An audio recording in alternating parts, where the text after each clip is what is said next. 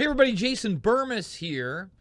And last night, the Biden administration, even though they're admitting they don't have any DNA right now, they have other methods of finding this out, finally killed Ayman al-Zawahiri again.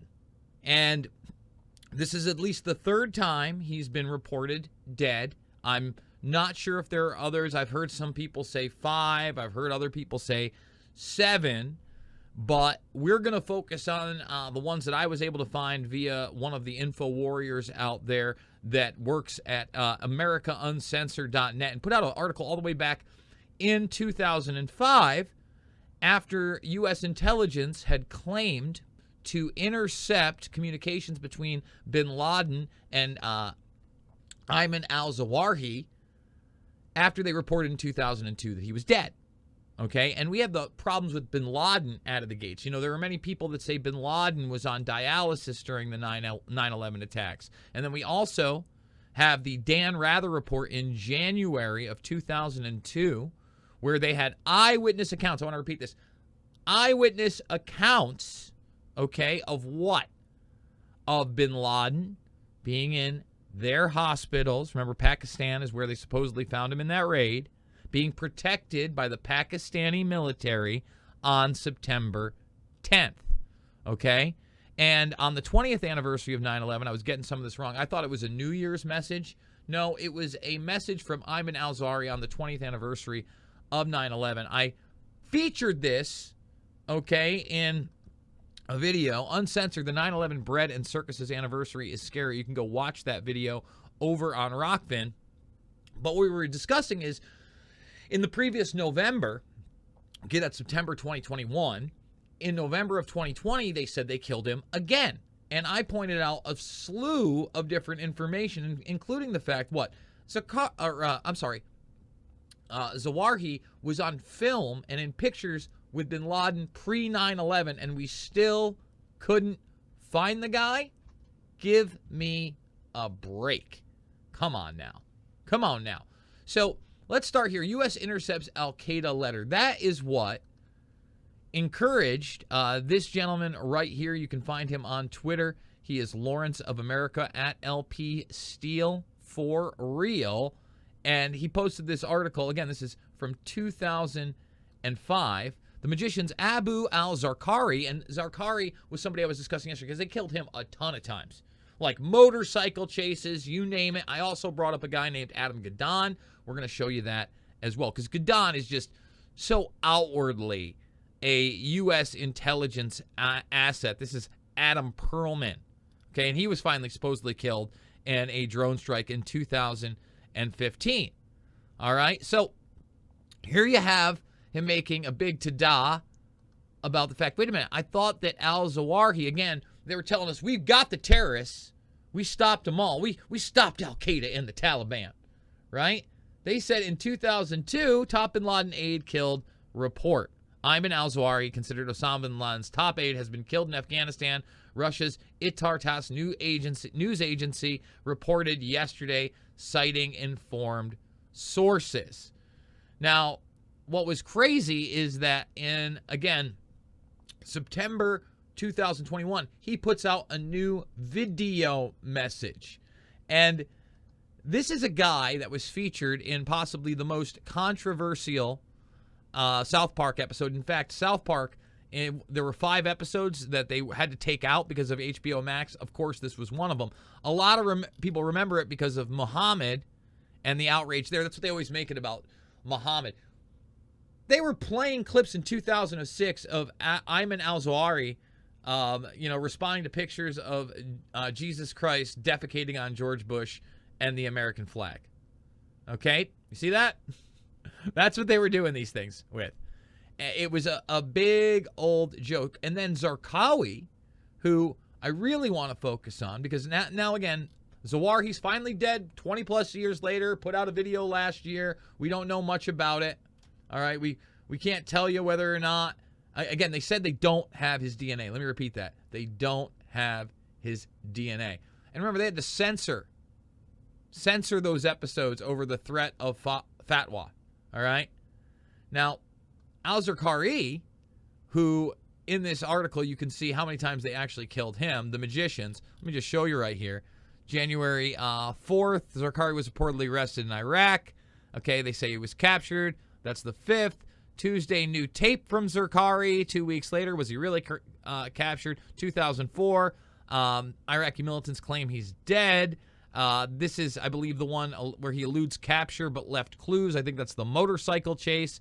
Zarqari seriously injured, says Iraqi officials. In 2006, they officially took him out, but they used the legend of al-Zarqari, all right, saying that he was the real leader of ISIS, that he's the one that founded this ideal set. That's why all these people that die multiple times, it's just so weird how they're used for the agenda.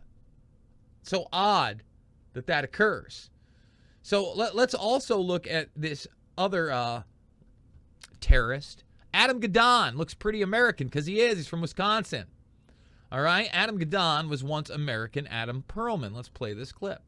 Key development in those deadly strikes. There were, in fact, 2 other men killed, 2 Americans who had traveled overseas with a chilling mission to join al-Qaeda. One of them, Adam Gadon, known for his own videos tearing up his U.S. passport and trying to taunt America. ABC senior justice correspondent Pierre Thomas on the boy who grew up in California, one of the most wanted for a decade, now dead tonight. Listen to a terrorist threatening his own country. The streets of America shall run red with blood. He was a suburban California kid, a lover of heavy metal, who became one of the most wanted men on the planet. The grandson of a Jewish doctor, Adam Perlman morphed into Adam Gadon, the American mouthpiece of al-Qaeda. The American mouthpiece of al-Qaeda. Now, I'm sure that he wasn't one of our assets. Remember we just played Invisible Empire? And while we were talking about the biometrics section, you had an intelligence official admitting that they were paying a lot of these people off. He specifically said, well, you know, sometimes some of these people might be on one side of the ledger one day and another side of the ledger another day. In other words, we might be paying them off sometimes. Yeah, they might be assets. September 11th demonstrated that America is not invincible. He was accused of being the rarest of criminals, a traitor, the first person charged with treason against the U.S. since the World War II era. But even after those charges, Gadon was unrepentant. In 2011, urging radicals to attack inside the U.S. So what are you waiting for? And Pierre's with us now from Washington. Pierre, as I mentioned there, Adam Gadon, one of the military's most wanted terrorists for more than a decade. David, there was $1 million bounty for Gadon. He has been hunted for more than a decade, as you said. In many ways, he was a unique figure because of his all-American voice. His all-American voice. So look, this is a show. I don't know what else to say. If you think that guys in caves and box cutters caused 9/11, you really, really need to see my films. These are the fabled enemies. And they tell you these stories, these fables, again and again and again. Captured, killed. We can't find the tourists. Really, we can't find the terrorists. Just think of this. You know, we put Hamid Karzai in power in Afghanistan after our initial military occupation, and it was his brother, Walid Karzai, who was the lead opium dealer and warlord in that region, okay? And we had, an explosion of a heroin and opium epidemic after 9/11. Guess what? Afghanistan had cleaned it up pre-9/11 to where there was almost no export of this, but once we got in there, boy oh boy, took off again. Even Geraldo Rivera, okay, ran a piece where they had U.S. military protecting the poppy fields. You know, I see Tim Osman in the chat right now, and Tim Osman, according to a document that we show in Fabled Enemies, that was his CIA code name. Who's him? Bin Laden's CIA code name when he would visit the States. He was an asset against Russia.